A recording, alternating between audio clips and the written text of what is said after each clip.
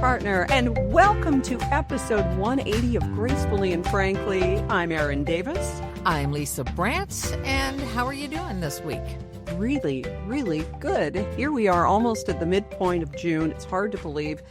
And, before we really get into this, I heard a new knock-knock joke. I mean, when's the last time you heard a new knock-knock joke? It's been a long time. Okay. This one. I really like this one. Okay. All right. I just want to know if it works on you like on a podcast or if it has to be kind of face-to-face. But, you know, you can go ahead and try this at home. All right. Knock, knock. Who's there? Control freak. Okay, now this is where you say control freak who? Yes, it works. Yes, it works. Is it a little too close to home for me or what? I love it. No, that's a good one. And you know what? This episode, as it turns out, while we were very carefully putting it together, it kind of is focusing a lot on shopping and the way that it all comes together, whether you're thrifting or groceries or whatever it is. But, you know, in the midst of doing all of this research that we do for each week's show, whether or not that is evident, I came across not just a knock-knock joke, but a saying here.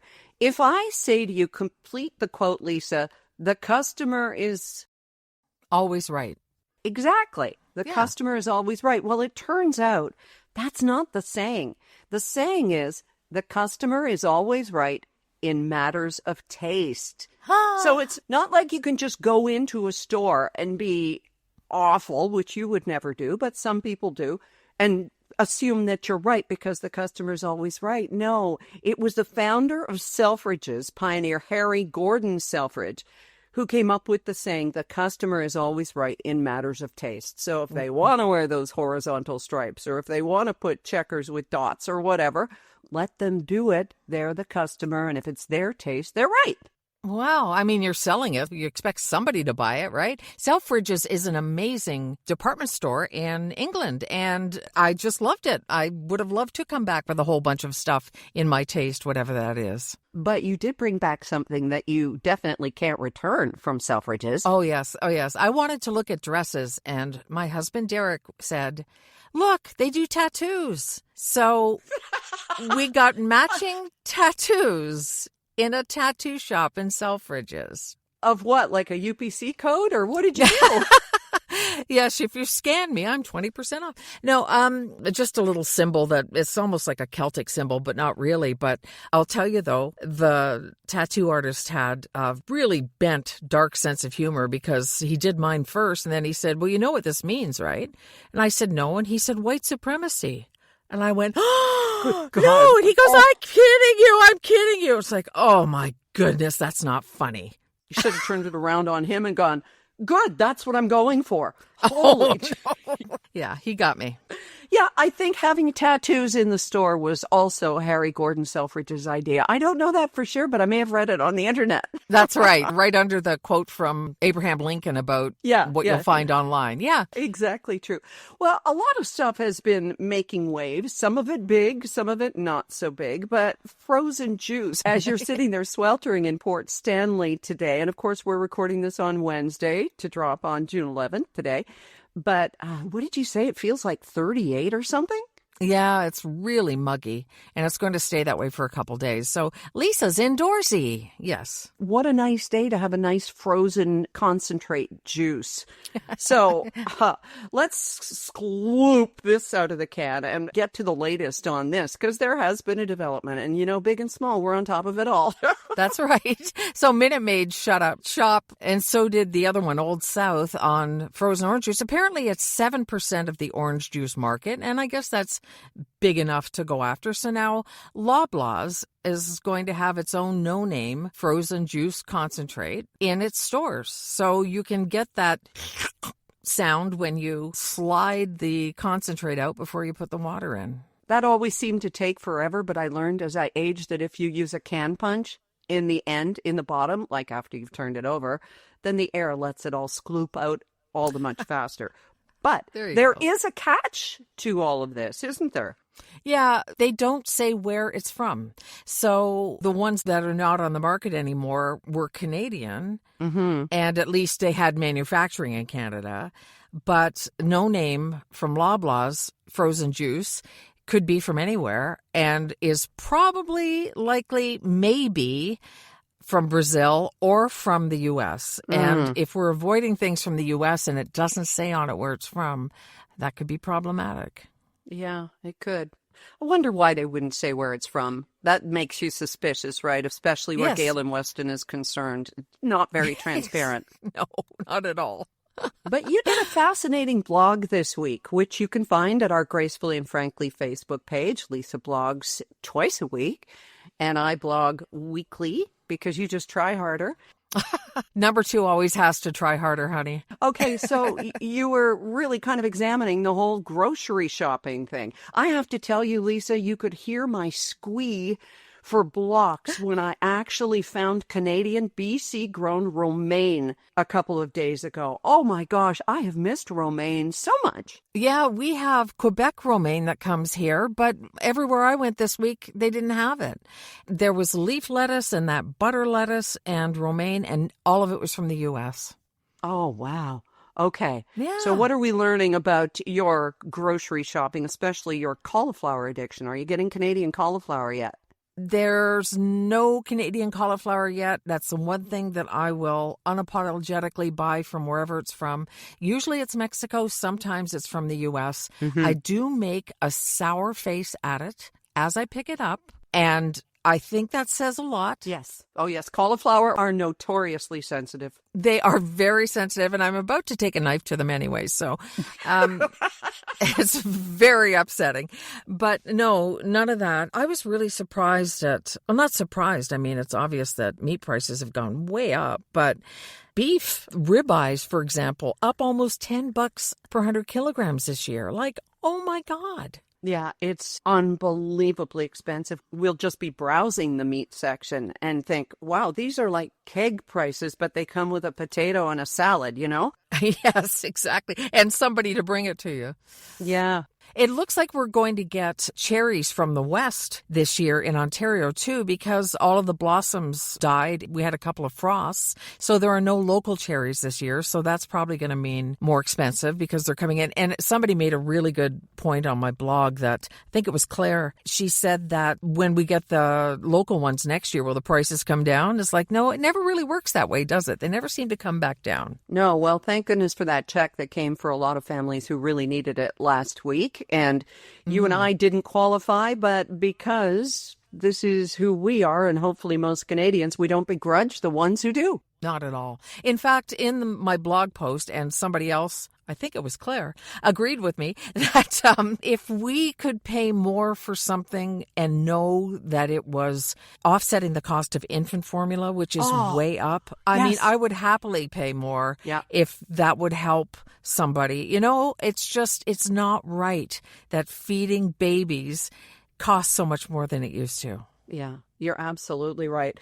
And as you and I have discussed, because of our personal connection with our daughter who was taking drugs to help her to breastfeed because she simply couldn't, and it is that drug that we believe caused her death, and it is called domperidone. Fed is best. And if it has to be formula, it has to be formula. But oh my God, so prohibitively expensive. Oh, our hearts go out to everybody in this situation for sure.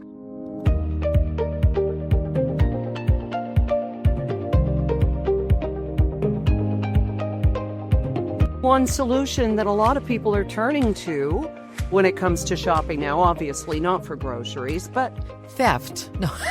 theft. No.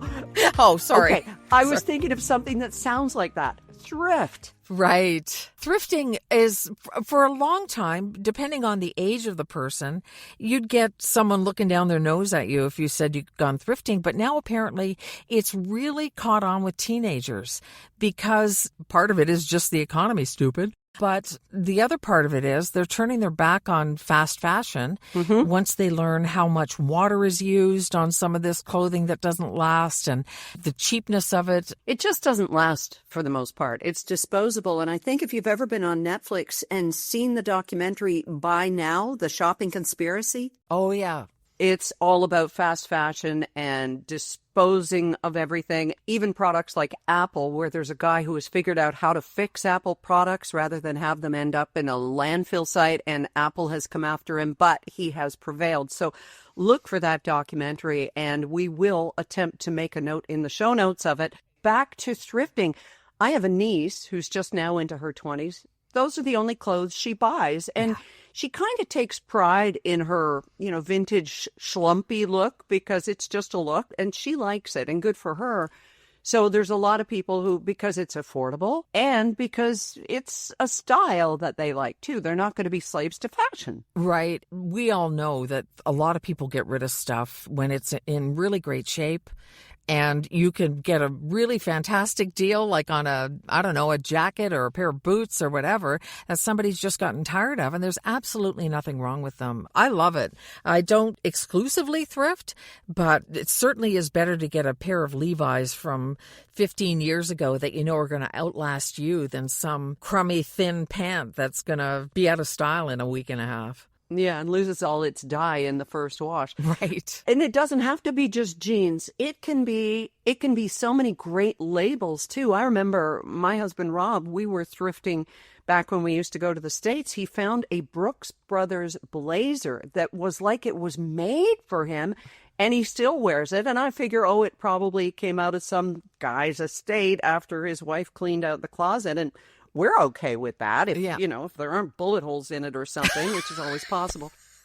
Or there may be. No, I mean, if it looks new and feels good, why not? Yeah. And your Derek had a similar experience. With a tux, he got an Armani tux that fits him like a glove. Yes. We could not believe it. We thought we were seeing things. And I think it cost him $30 or $40. And it's like it's brand new.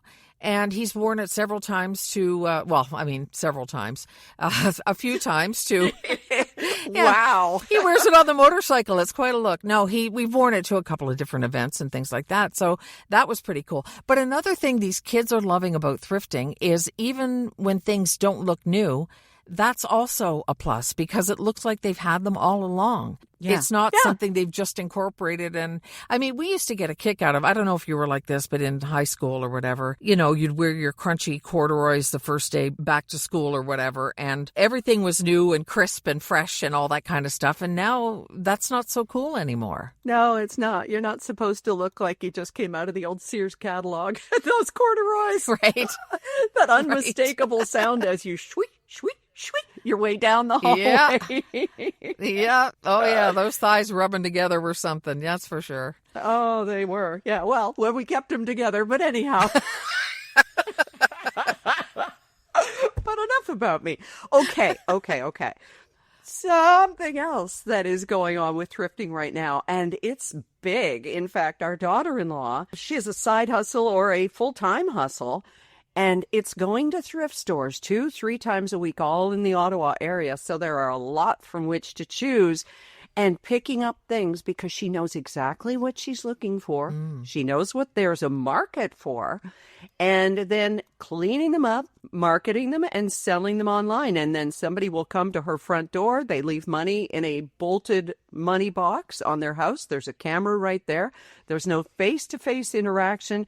You pay for it, you pick it up, you go. And it's so working out for her. Oh, that's wonderful. There's this influencer that the young people really like, Aaron, the young folk, called Gary V. And he says, if I was a young person right now wanting to make money, that's exactly what he would do, what Brooke is doing. He's been promoting this for a while, that it's a smart thing to do because a lot of people don't know what they've got. Yep. But a lot of people do as well. But that's not her market. No. Okay, here's what's funny. I remember, 30 years ago when we had our first and second cottages, I was just going to do them up so cottage cute. And I had the wallpaper border with chickens and nests. And then our first house, it was a wallpaper with blue and white ducks. So we had the duck, butter dish and the duck this and the duck that. And so all of that farm girl chic stuff is all back in because guess what? For people who are our children's age, that's nostalgia now. Right. Isn't that wild? Wow. Who knew? I never would have ducking imagined. No, I wouldn't have ducking imagined either. So that's nostalgia for them. So they're buying it. Carnival glass is huge. Oh, yeah. She looks for those red and white check Better Homes and Gardens cookbooks. Those are big. I have 3 of them now. My mother's, which is just in terrible shape and all taped back together in yellow pages and batter on all the pages and stuff because it was used. But then one from my sister and yet another one. So I've got my own little collection, but they all look like hell. But yeah, those are big. Right. And the thing is, Lisa, is knowing what you're looking for. And what she and a lot of sort of quote unquote professional thrifters will do is they'll go in and they'll go on a Google search and say, okay, what will this sell for? What is this worth? Yeah, exactly. So then they know if they're picking up cash or trash. Well, I do the same thing for the vintage markets that we're in. I mean, you have to do your research before you turn around. Otherwise, imagine if she priced something at $10 and found out later it was worth $125 or something. Yeah. Yes. And some people do that just to get rid of it. Sure. I mean, those of us on Facebook Marketplace, you want to get rid of something, you price it low. That's fine. But if it's your living, now here's the catch. There are people in the thrift stores, those who volunteer or work for them, who are wise to this. So they're starting to price them according to what the market will bear. Oh. So then there's nothing to be made. That's no good. Yeah, but Brooke's on the lookout for hens on nests. That's what she's looking for, too. And, she also bought 2 Tiffany-style lampshades like that hang from the ceiling. Oh, yeah. She saw them come out on the cart, and she and her husband were right on them before they were even put on the shelf. Brought them home, and then when Rob, my husband, who is a notorious handyman, came to look at them, well, one of them was missing its socket entirely, and the other one needed some work. So the people who gave these away, they may have known that they were trash, or they may have just thought, well, somebody will like the shades. But fortunately, if you know what you're doing, you can also make these things work for you, too. Absolutely. And a lot of people aren't willing or don't know how to do that little bit of work. And somebody like Rob or Derek, to them, it's no big deal whatsoever. So that's wonderful. Yeah, it is. Love thrift stories. If you've got a thrift find or you've got something that happened to you shopping that really kind of made your day, you can go ahead and leave us a voicemail. Go to gracefullyandfrankly.com, scroll down, there's a microphone at the bottom right, and leave us a voicemail. I found a coat just before we left for Ottawa because it wasn't really humid like you've got right now, and Ottawa can get really muggy. It is this week, but it wasn't last week, sitting and watching the kids playing baseball, and I found this coat at Winners. It was Land's End, which is an American company, and it's beautiful stuff. Their sheets, their coats, everything. $198. I got it for $34. I couldn't believe it. That's amazing. Yeah.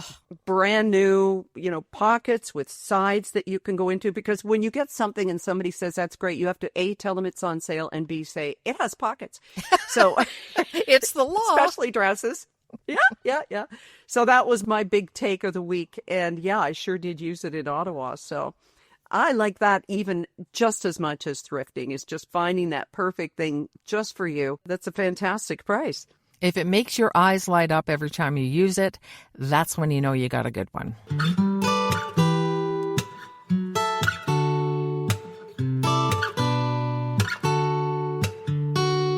A lot of stuff you see that's being sold or just put up on Facebook Marketplace or whatever is crystal. I wonder if the younger people are getting into crystal at all. I don't think so. Yeah, I don't know. I follow a lot of thrifters on Instagram, and I don't really see them doing anything with crystal, but who knows? It seems like it's too much work. For Yes. example, did you know you're not supposed to put lead crystal into the dishwasher? Aaron, I have to tell you, it never would have crossed my mind to put it in the dishwasher. Not even a bit.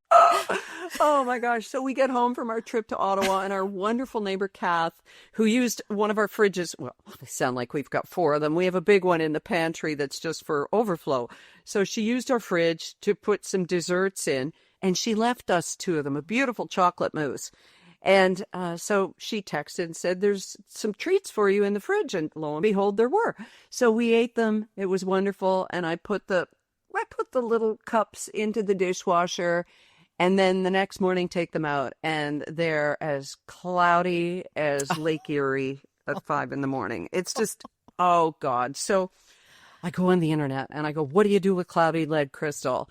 And one of the hacks is to put it in warm water mixed with white vinegar. Okay, so I soaked it, I turned them, I dried them. No, still cloudy. So we decide to fess up to our neighbor, and Rob tells our neighbor, he says, oh, by the way, and he took the hit for this. He said, I put the lead crystal in the dishwasher, meaning him. And he said, I hope it didn't have any sentimental value. And the husband goes, oh, no, I got it from an aunt. Oh, great. That's not sentimental value. But anyway, so then I run into Kath, the woman who made the desserts, and I said, Kath, I'm so sorry about those. And she goes, oh, don't worry about it. They were cloudy to start with. Oh, jeez. Thanks a lot. Couldn't tell when they had remnants of mousse in them, right? No. Oh, God. So That's I funny. was off the hook there. Yeah. Something you don't want to buy used is pillowcases. Or pillowcases, both. You want to get them new, and you want to buy good ones, because that's what's up against your face all night. And not just helping you to sleep better, but also doing good things for your skin, like Envy Pillows. Beautiful, beautiful pillowcases. Yeah, not all silk is created equal, you know. Their silk is not just soft, but it's actually good for your skin. The copper infusion is excellent for killing microbes. You know, not the way you kill a cauliflower with a knife or anything, but it happens subtly while you're sleeping and you don't even notice it's going on, and it's much better for you. A great pillowcase can make all the difference. If you want a great pillow as well, check them out at Envy Pillow. They have other wonderful items as well with the copper infusion and with their great integrity and sustainable practices. envypillow.com, ENVY pillow.com. Use the code GF for 10% off your purchase. Well, you had a lovely weekend taking in your granddaughter's dance recital. Sometimes when you go and watch kids perform, it can be a little torturous once yours is done or waiting for yours. Yeah. But tell us about this. I guess because I've never gone to one before. She just got into dance. She was in it for a while and then sort of didn't want to do it anymore, and now she's all about it.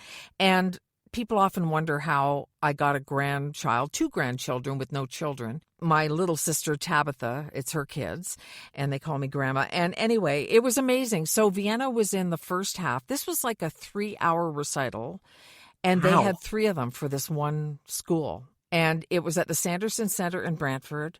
Vienna was in the first half. She had 2 dances. And then we had to sit through the second half because everybody got their 2026 medal at the end. And she really wanted me to stay to see her get her medal. And I said, absolutely. So we watched all the kids. And I mean, it's really cute. You know, the little tiny ones are cute, and the ones that are graduating are amazing. And so it was kind of cool. Although I must say Vienna's brother Riker was getting pretty bored. He was not too happy. Was he allowed to bring a device or do anything in the meantime while the dance recital was on? No, he held the flowers that Vienna was getting at the end, but no, he wasn't. And he was just tired and he was hungry, and it was just enough already. It was a long day. Oh, I'm really glad you got to do that. That's one of those special moments for someone who loves a little one. And you don't have to qualify, you know, if she is or isn't your granddaughter, because to the whole world, she is, right? Yeah. And it's all because of the Big Sisters, Little Sisters program. It's so worthwhile. It really is, and that's why I like to mention it, because it's amazing that we are still chosen family all this many years later. But Vienna invited me. She was so cool. I mean, how do you not go? I wanted to go, plus I wanted to see her, and it's such an expensive thing, dance, in time and in money. And I've learned a lot about the costume swaps they have and all these other things to make it a little more affordable. But it builds their confidence. It does so much for them. It's so wonderful to see kids who are able to go to these things and all the fundraising that must take place as well to be able to take part in things that hopefully they'll remember forever. I think they will. It's pretty exciting. Oh, that's great. Part of the joy of watching these little ones, whether it's us watching our grandkids sliding and running and doing all those things in baseball, is just admiring how well everything works at that age if you are fortunate enough to have an able body. And Sierra Sil reminds us that our knees are so important. I was remembering, Lisa, when I was on CHFI way back in the day, and I used to talk about Sierra Sil. Even then, I got an email from a guy who was waiting for knee surgery. He started taking these capsules and was even reconsidering the surgery because it worked so well eliminating pain and inflammation, because it does build cartilage, that precious cartilage that kids have, and they don't even know to appreciate it. They take it for granted. Yeah, but you have to try it to believe it. Please do. And if you don't notice a difference in your pain management within 14 days, you get your money back. Really. Visit them at sierrasil.com. Sierra, like the mountains, SIL.com. Your code GF will get you 14% off your purchase. You know what? Now boarding. It's time for This Week in Totally Stupid or... Twits!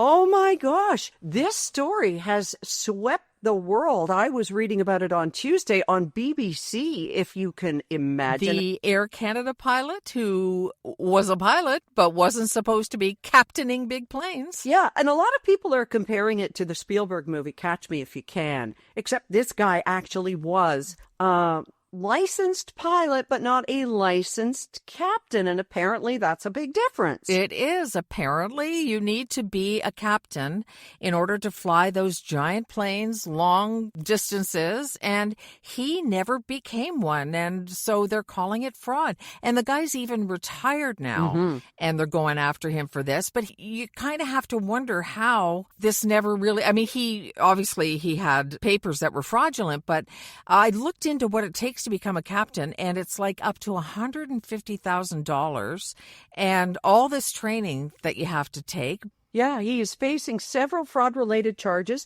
Now, apparently over 27 years, 59-year-old Jeffrey Wall from Barrie, Ontario, flew over 900 domestic and international flights. And the thing was, he had forged those initial documents, and then Air Canada's saying, wait, passenger safety was never at risk. All pilots undergo competency training every 6 months, but they are going after this because police are likening it to a doctor that's licensed to practice family medicine but is doing brain surgery in their office, like Dr. Spachemin on 30 Rock. Right. Obviously, he was capable because he flew all those flights. I mean, you and I could have been on one of his flights. Who knows? Yeah. Yeah, you're really not supposed to do that. Oh, yeah. So it went for years and years undetected because he was a good fraudster, apparently. Oh, my God. If he had ever committed pilot error and there had been a loss of life or anything like that, Air Canada, holy, maybe they're the twits. Let's lay it where it belongs. That's another reason to go after him, I guess, too, is that you put us at such risk, even though nothing happened. Yeah. You know, you need to pay for this because we look stupid. Yes, they do. They get to be the twits, a whole plane load of twits at Air Canada. All right. Well, I have to tell you, I am so glad to get this episode under our belts, Lisa Brandt, because last night, Tuesday night, our power went off for 3 entire hours. Now, I was told power goes off on Pender, and we're like, wee, that's great. We went up to the bedroom with just a candle, and you know what happens in the bedroom with just a candle, with two loving adults. We made little shadow puppets on the wall. Oh, my goodness. I did. I made a little bird, and Rob used his pinky, and I was the bird chasing the worm. And that's not a euphemism for anything. No. I'm so glad it was his pinky. That's all I'm grateful for. Me too. I am so glad every day in every possible way. Okay. But here's the challenge. I thought, okay, we can record this. We have the battery power. Lisa and I will be able to do this. I'll hook it up to my phone for Wi-Fi. It's going to be fine. Everything will be fine. But I need my caffeine before we record the show. So here's the problem, Lisa. We have all these coffee makers. We have the big machine on the counter. We have an espresso. I even have a French press, and I could have boiled water on the barbecue. But we only have beans. I've got all this coffee, all these beans, and no way to grind them. Oh, so the power came back though, right? Yes, it did. Just when our puppet show ended. So are you going to get one of those hand grinders or whatever? Steal it from a monkey somewhere or whatever? Thrift store. Thrift store. There are thrift stores. Of course. Or we'll have some ground beans ready in case of emergency. So there you go. Lesson learned. Oh, that would have been a disaster. This would have been a much slower episode. You have a great weekend, my friend. So glad to be caffeinated and talking with you. Oh, and you as well. And always, we will be back here for what? Episode 181 next week. We hope.